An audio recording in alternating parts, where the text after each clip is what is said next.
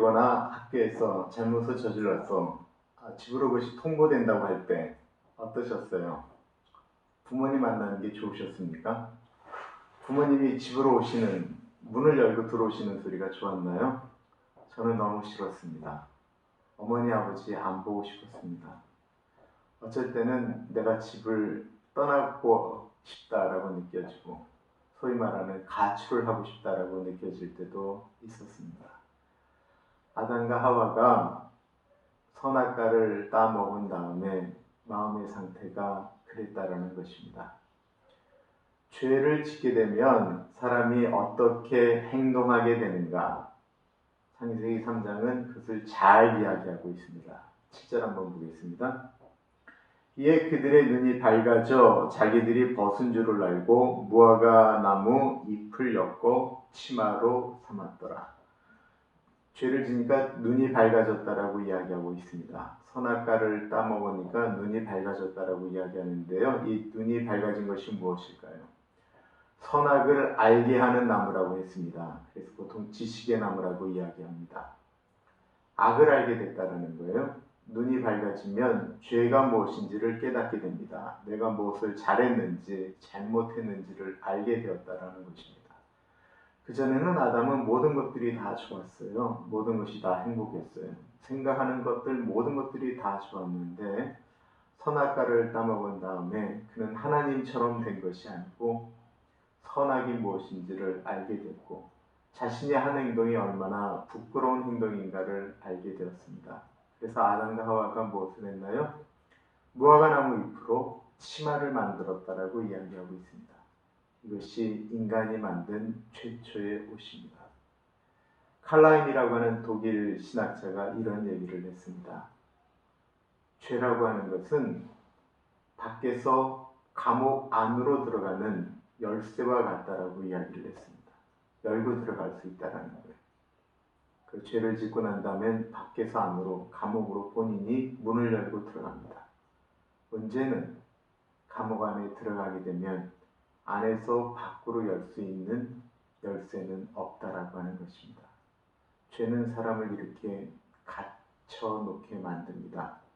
그 부끄러움에서 헤어나오지를 못하는 것이죠. 그렇게 들어가게 되었습니다. 그 다음에 일어나는 일이 무엇일까요? 8절 보겠습니다. 그들이 그날 바람이 불 때 동산에 거니시는 여호와 하나님의 소리를 듣고 아담과 그의 아내가 여호와 하나님의 낯을 피하여 동산 나무 사이에 숨은지라. 여호와 하나님의 소리가 들렸습니다. 이게 좋은 소리가 아니에요.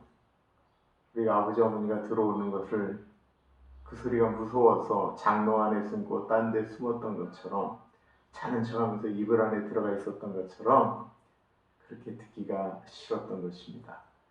그전에는 아담과 하와가 하나님의 소리가 들리면 뛰어나와서 하나님을 맞이했었습니다. 죄는 하나님과 사람 사이를 이렇게 가로막습니다. 하나님의 말씀, 하나님의 음성이 혹이 들리시면 그때 숨지 마세요. 내 자신에게 있는 죄를 하나님 앞으로 갖고 나아가는 것이 대단히 중요합니다. 숨었다라고 이야기하고 있습니다. 사람이 숨을 수 있을까요? 시편 139편에 보면 이런 시의 고백이 있습니다. 내가 새벽 날개를 치며 저 바다 끝에 거해도 거기에 하나님이 계신다라는 것입니다. 내가 주의 신을 떠나 어디로 가며 어디로 피하리이까? 사람이 숨을 수 있습니까? 숨을 수 없습니다. 그러나 죄는 사람들이 모르기를 원하거든요. 알기를 원치 않거든요. 그래서 계속 감추고 은폐하기를 원하는 것입니다. 사람이 죄를 지면 창세기 1장을 말씀드릴 때 했던 것처럼 다 자기 얼굴을 가립니다. 부끄럽기 때문에 그렇습니다. 다 드러났음에도 불구하고 자신의 얼굴은 사람들이 좀 몰라줬으면 좋겠다라고 하는 것이 사람의 심리입니다. 숨길 수 있습니다. 죽을 때까지 자신이 지은 죄를 사람들이 모르고 떠날 수도 있습니다. 그러나 하나님은 다 알고 계십니다. 하나님이 아담을 부르십니다. 9절에 보세요. 여호와 하나님이 아담을 부르시며 그에게 이르시되 내가 어디 있느냐. 하나님이 아담을 부르십니다. 어디 있는 줄 몰라서 부르셨을까요? 하나님은 아담이 어디 있는 줄 알고 계셨습니다. 내가 어디 있느냐라고 하는 그 본질적인 질문은 사람이 있어야 될 곳에 있지 않을 때 느껴지는 아픔을 하나님이 지적하고 있는 거예요. 사람이 왜 죄를 져요? 자기가 있어야 될 자리를 벗어나기 때문에 그런 것이 아닙니까? 죄라고 하는 것을 말씀드렸지만 하마르티아는 관역을 벗어나는 거예요. 관역으로 날아가야 될 화살이 딴 데로 가는 거예요. 왜 부부가 같이 안 있고 한 사람이 있으면 안 될 자리에 가 있습니까? 왜 아내가 아닌 다른 사람하고 만나고 있습니까? 이게 다 죄입니다. 내가 어디 있느냐라고 하는 그 자리. 하나님이 나를 부르실 때 그 자리가 하나님이 너 지금 도대체 어디 있는 거니? 너 거기서 지금 뭐 하고 있는 거니?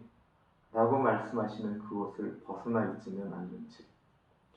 예수 믿는 사람들은요, 늘 이렇게 하나님의 질문에 대답할 준비가 되어져 있어야 됩니다.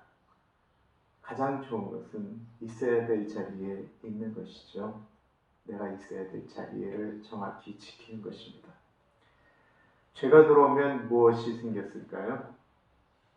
두려움이 생기게 됩니다. 10절을 보세요. 이르되 내가 동산에서 하나님의 소리를 듣고 내가 벗었으므로 두려워하여 숨었나이다. 부끄러워서 숨었다라고 이야기하지 않고요. 두려워하게 되었다라고 하는 것입니다. 그것을 다른 말로 이야기하면 사람에게 양심이라고 하는 것이 생겼다라는 거예요. 누구의 소리를 듣게 되면 두려워하게 되어진 것, 죄를 지은 사람이 갖게 되는 마음, 그 양심이라고 이야기합니다. 죄가 들어오는 순간 사람들에게는 이런 일들이 발생하게 되었습니다. 부끄러워하게 되고 숨게 되고 하나님의 소리를 듣기 싫어하게 되고 자기가 있었던 자리를 감추려고 하고 숨게 되어졌다라는 것입니다. 양심의 소리 때문에 갈등하게 된다라는 것입니다. 여러분 어떠세요? 늘 우리가 경험하는 것들이죠. 그런데 하나님께서 아담에게 아담아 내가 어디 있느냐라고 질문하시는 것은 꼭 책망하시려고 하시는 것이 아니거든요. 제자리로 되돌아오라고 돌이키시려고 말씀하시는 것입니다. 오늘 하나님의 음성이라고 하는 표현이 계속 나옵니다. 말씀을 듣는다라는 것이 성경을 읽는다라고 하는 것이 우리 자신을 제자리로 돌이키게 해야 되는 것이지 지식의 어떤 것들을 더 많은 것을 깨닫게 알게 하는 것 정도로 끝나서는 안 된다는 거예요. 오늘 여러분들은 하나님께서 너 어디 있니? 라고 말씀하시면 뭐라고 말씀하시겠어요? 하나님 저 여기 있는데요? 라고 이야기하지 않으시겠습니까? 시간이 거의 다 되었습니다. 오늘 여기까지 하겠습니다. 감사합니다.